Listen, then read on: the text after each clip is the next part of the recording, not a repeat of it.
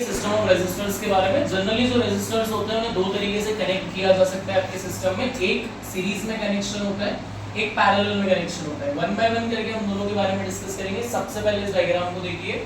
यहाँ पर जो मैंने रेजिस्टेंस लगाए हैं R1, R2 और R3 वो सीरीज में कनेक्टेड है one by one. Parallel combination में क्या होता है, एक के नीचे एक लगे होते हैं। जब भी ऐसे सीधे लगे रहेंगे तो सिस्टम को हम क्या कहेंगे कि it is connected in series. Definition में अगर आप कभी भी लिखेंगे तो आपको यही लिखना है कि whenever the resistors are connected in a straight line then simply they are referred as the resistors which are connected in series। इस सर्किट डायग्राम में मेरे पास यहाँ पर एक बैटरी है। ये जो बड़ा वाला एरो होता है ये सिंबलाइज कर रहा होता है पॉजिटिव चार्ज को, और जो छोटा वाला होता है ये हमेशा सिंबलाइज कर रहा होता है नेगेटिव को। इस चीज को हमेशा ध्यान रखना है। हम जानते हैं करंट के फ्लो का डायरेक्शन हमेशा पॉजिटिव से नेगेटिव की तरफ होता है।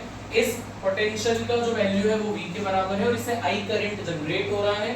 पूरे सर्किट में I जो है वो अनडिस्ट्रीब्यूटेड रहेगा। करंट जो है वो बिल्कुल सीधे सीधे यहाँ से निकला, ऐसे सीधे फ्लो है, कहीं भी करंट का डिस्ट्रीब्यूशन नहीं होगा। Through out the circuit series combination में करंट की वैल्यू क्या होती है, कांस्टेंट होती है। तो ये चीज हमें ध्यान रखना है कि I is equals to constant. किस कॉम्बिनेशन के लिए बात होगी, सीरीज कॉम्बिनेशन के लिए बात होगी कि I हमेशा कैसा होता है, कांस्टेंट। अब यहाँ पर जो V पोटेंशियल है वो जब R1 के पास पहुंचेगा तो इसकी वैल्यू अलग होगी क्योंकि ये रेजिस्टर अलग है। जब R2 के पास पहुंचेगा तो फिर इसकी वैल्यू अलग होगी, और R3 के पास जब पहुंचेगा तो अभी इसकी वैल्यू क्या होगी, अलग होगी। इसी वजह से मेरे पास तीन पोटेंशियल डिफरेंसेस जनरेट हो जाएंगे, V1, V2 एंड V3। इतना सभी लोगों को क्लियर है, इसमें किसी को कोई डाउट तो नहीं है।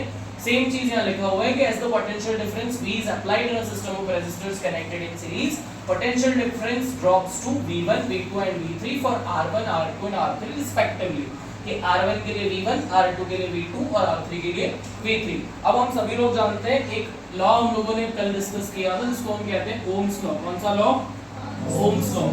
ओम्स लॉ के हिसाब से जो V होता है वो किसके बराबर होता है, IR के बराबर होता है। किसके बराबर होता है, IR के बराबर होता है। तो अगर मुझे टोटल पोटेंशियल निकालना है, क्या निकालना है, टोटल पोटेंशियल डिफरेंस निकालना है V, तो वो किसके बराबर होगा, V1 plus V2 plus V3 के बराबर होगा। जितने भी पोटेंशियल ड्रॉप्स हुए हैं, जब मैं इन सारे पोटेंशियल ड्रॉप्स को, जो यहाँ पोटेंशियल टूटा, यहाँ टूटा और यहाँ जनरेट हुआ था, तो जितना जनरेट हुआ था वही तीन पार्ट्स के अंदर डिवाइड होगा, V1 में, V2 में और V3 में।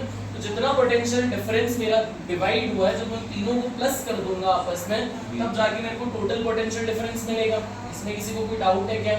अब मैं यहाँ जान रहा हूँ मेरे पास V1 का वैल्यू किसके बराबर है, तो इधर देख लो भाई, V1 इज इक्वल्स टू क्या हो जाएगा, करंट तो पूरे में सेम चलेगा I, और रेजिस्टेंस के लिए कौन सा हो जाएगा, R1। V2 के केस में जब बात करेंगे तो करंट इसके लिए भी सेम, और रेजिस्टेंस के लिए कौन सा हो जाएगा, R2। और V3 के लिए मेरे पास जो रेजिस्टेंस की वैल्यू है कौन सी हो जाएगी, R3। तो ये हो गई equation number first, equation number second और इक्वेशन नंबर थर्ड। मैं जनरली या ऐसा कर लो, इसको इक्वेशन नंबर फर्स्ट कर लो, ये सेकंड हो जाएगी, ये थर्ड हो जाएगी, ये कौन सी हो जाएगी, फोर्थ। हम लोग जनरली क्या करेंगे, we put the value of V, put the value of V, V1, V2 and V3 in equation number first। First equation के अंदर उठा करके V1 का, V2 का और V3 के वैल्यू को हम लोग रख देंगे। तो simply V is equals to, V1 की जगह क्या आ जाएगा, IR1, V2 की जगह क्या आ जाएगा, IR2 और V3 की जगह क्या आ जाएगा, IR3। अब यहाँ देखो, जो मेरा V है वो भी किसके बराबर है, IR के बराबर है। किसके बराबर है, इस V की जगह मैं IR लिख सकता हूँ क्या, कौन से लॉ से होगा, ये ओम्स लॉ से होगा। कौन से लॉ से होगा, ओम्स लॉ से। V किसके बराबर होता है, IR के बराबर होता है। यहाँ पर मेरे पास क्या है, IR1 as it is, IR2 as it is और IR3 भी क्या हो जाएगा, एज इट इज। अब करंट करंट करंट तीनों में I दिख रहा है, तीनों से I कॉमन निकाल सकते हैं। तो यहाँ पर IR मेरा एज इट इज, कोई परिवर्तन इसमें नहीं कर रहे हैं। यहाँ मैंने I को निकाला कॉमन, तो यहाँ क्या बच गया, R1 plus R2 plus R3। ये समझ में आया? इस I से ये I क्या हो जाएगा, कैंसिल। तो फाइनल जो रेजिस्टेंस का आपको वैल्यू मिलेगा सीरीज में, वो क्या मिलेगा, R1 plus R2 plus R3।